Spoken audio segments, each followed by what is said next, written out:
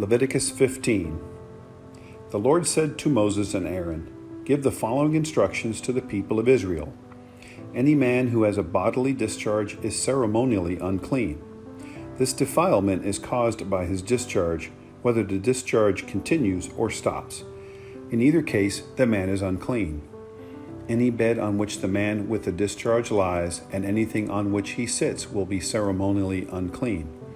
So if you touch the man's bed, you must wash your clothes and bathe yourself in water, and you will remain unclean until evening.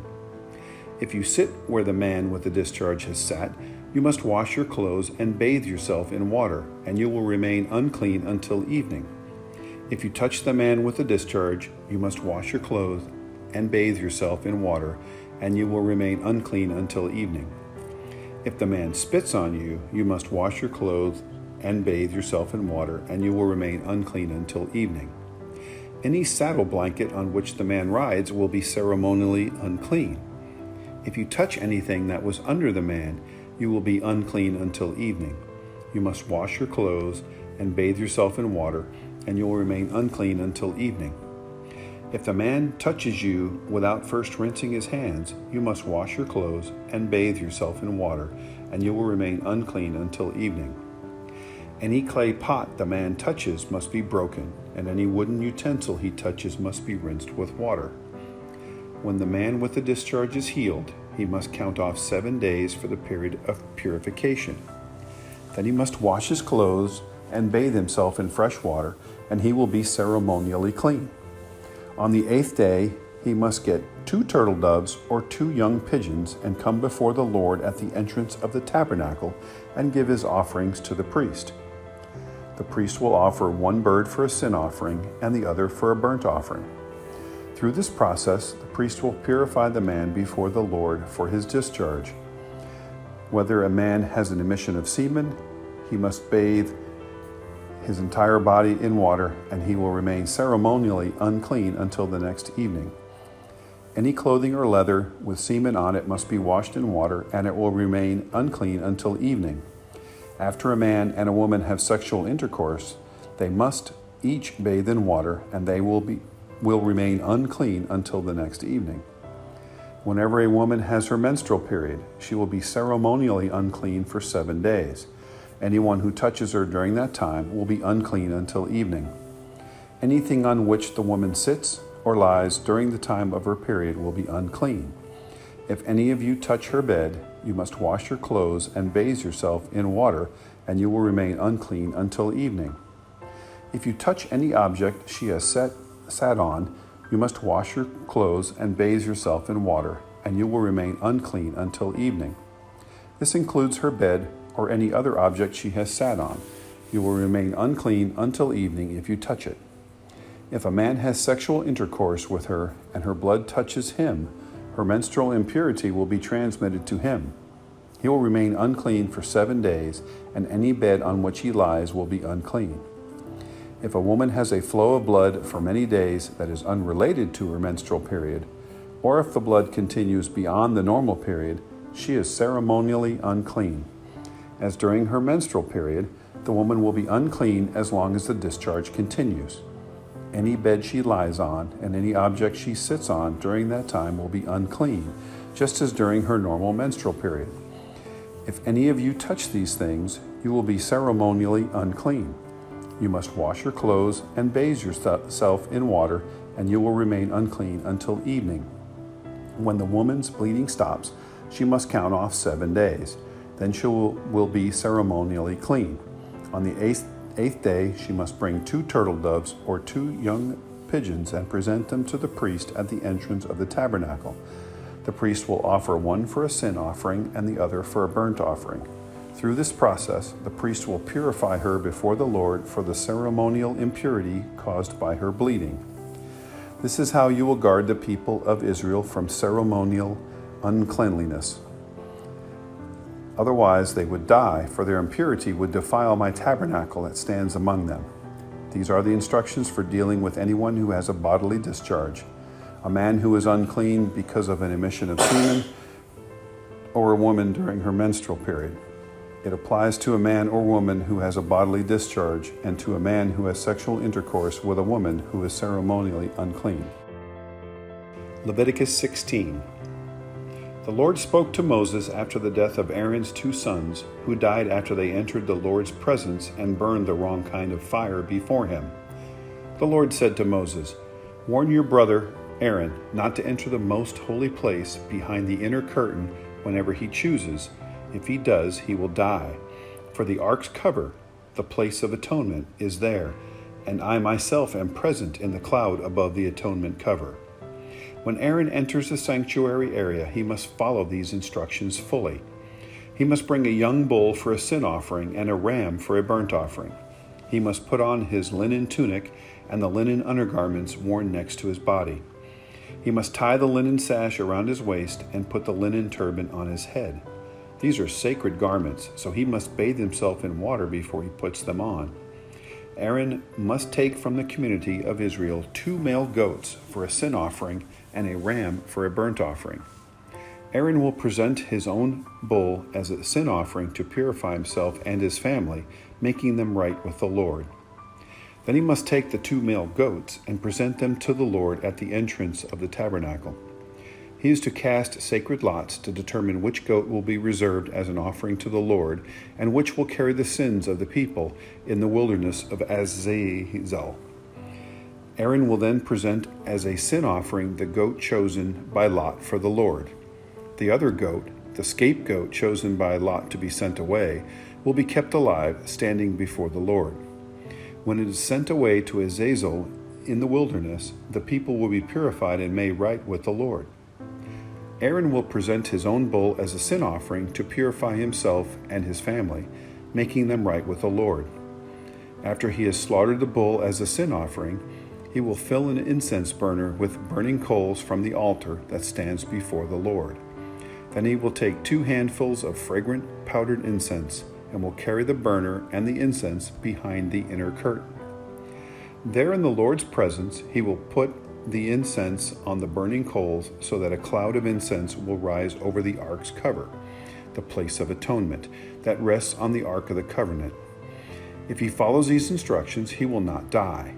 Then he must take some of the blood of the bull, dip his finger in it, and sprinkle it on the east side of the atonement cover.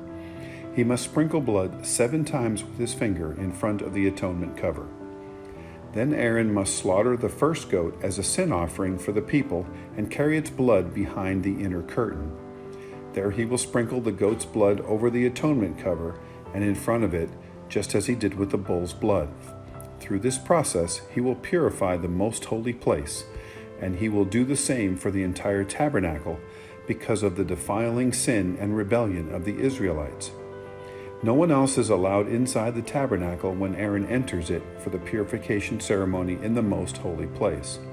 No one may enter until he comes out again after purifying himself, his family, and all the congregation of Israel, making them right with the Lord. Then Aaron will come out to purify the altar that stands before the Lord. He will do this by taking some of the blood from the bull of the goat and putting it on each of the horns of the altar. Then he must sprinkle the blood with his finger 7 times over the altar. In this way he will cleanse it from Israel's defilement and make it holy. When Aaron has finished purifying the most holy place and the tabernacle and the altar, he must present the live goat. He will lay both of his hands on the goat's head and confess over it all the wickedness, rebellion, and sins of the people of Israel. In this way he will transfer the people's sins to the head of the goat.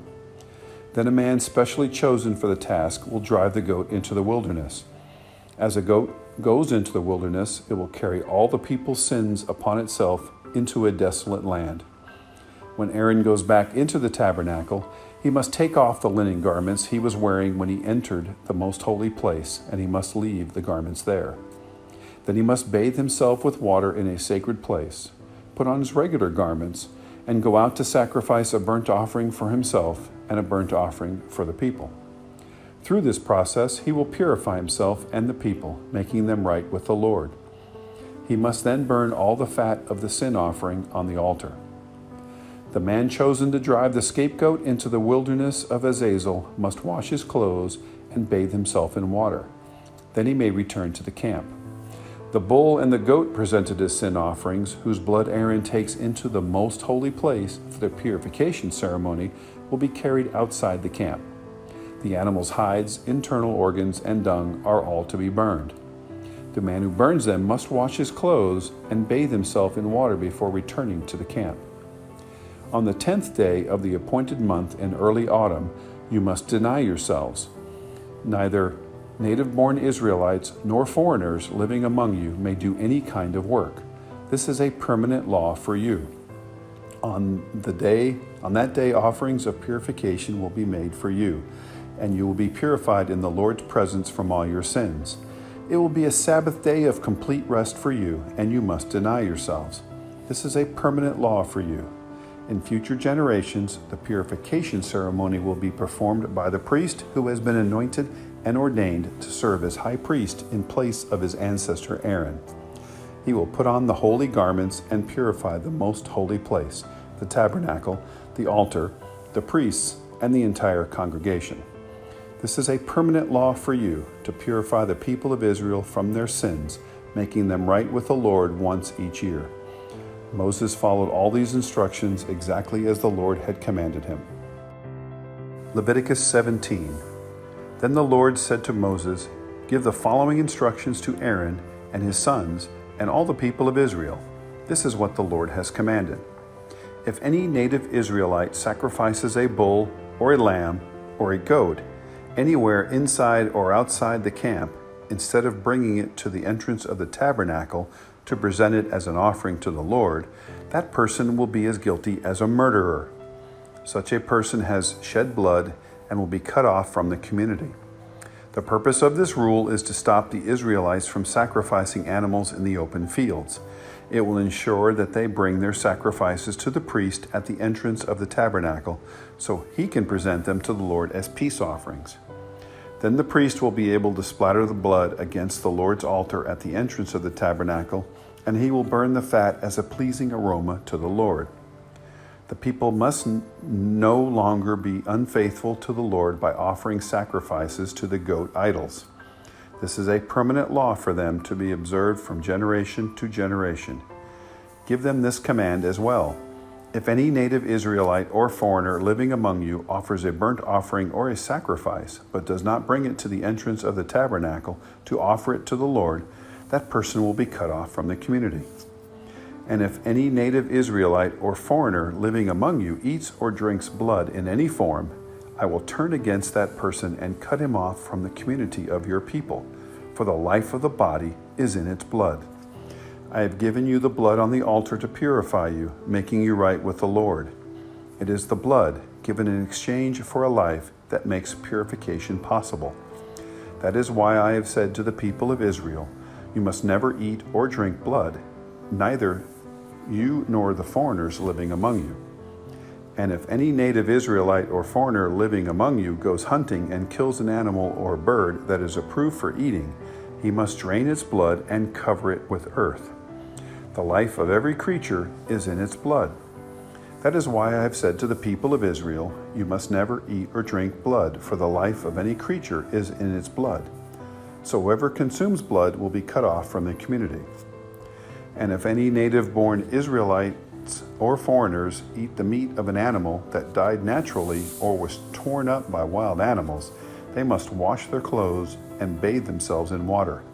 They will remain ceremonially unclean until evening, but then they will be clean. But if they do not wash their clothes and bathe themselves, they will be punished for their sin. Leviticus 18. Then the Lord said to Moses, "Give the following instructions to the people of Israel. I am the Lord your God. So do not act like the people in Egypt, where you used to live, or like the people of Canaan, where I am taking you. You must not imitate their way of life. You must obey all my regulations and be careful to obey my decrees, for I am the Lord your God. If you obey my decrees and my regulations, you will find life through them. I am the Lord. You must never have sexual relations with a close relative, for I am the Lord. Do not violate your father by having sexual relations with your mother. She is your mother. You must not have sexual relations with her. Do not have sexual relations with any of your father's wives, for this would violate your father. Do not have sexual relations with your sister or half-sister, whether she is your father's daughter or your mother's daughter, whether she was born into your household or someone else's. Do not have sexual relations with your granddaughter, whether she is your son's daughter or your daughter's daughter, for this would violate yourself. Do not have sexual relations with your stepsister, the daughter of any of your father's wives, for she is your sister. Do not have sexual relations with your father's sister, for she is your father's close relative. Do not have sexual relations with your mother's sister, for she is your mother's close relative. Do not violate your uncle, your father's brother, by having sexual relations with his wife, for she is your aunt. Do not have sexual relations with your daughter-in-law. She is your son's wife, so you must not have sexual relations with her. Do not have sexual relations with your brother's wife, for this would violate your brother. Do not have sexual relations with both a woman and her daughter, and do not take her granddaughter, whether her son's daughter or her daughter's daughter, and have sexual relations with her. They are close relatives, and this would be a wicked act. While your wife is living, do not marry her sister and have sexual relations with her, for they would be rivals. Do not have sexual relations with a woman during her period of menstrual impurity. Do not defile yourself by having sexual intercourse with your neighbor's wife. Do not permit any of your children to be offered as a sacrifice to Molech, for you must not bring shame on the name of your God. I am the Lord. Do not practice homosexuality, having sex with another man as with a woman. It is a detestable sin. A man must not defile himself by having sex with an animal, and a woman must not offer herself to a male animal to have intercourse with it. This is a perverse act. Do not defile yourselves in any of these ways, for the people I am driving out before you have defiled themselves in all these ways. Because the entire land has become defiled, I am punishing the people who live there. I will cause the land to vomit them out. You must obey all my decrees and regulations. You must not commit any of these detestable sins. This applies to both native-born Israelites and to the foreigners living among you. All these detestable activities are practiced by the people of the land where I am taking you, and this is how the land has become defiled. So do not defile the land and give it a reason to vomit you out, as it will vomit out the people who live there now. Whoever commits any of these detestable sins will be cut off from the community of Israel. So obey my instructions, and do not defile yourselves by committing any of these detestable practices that were committed by the people who lived in the land before you. I am the Lord your God.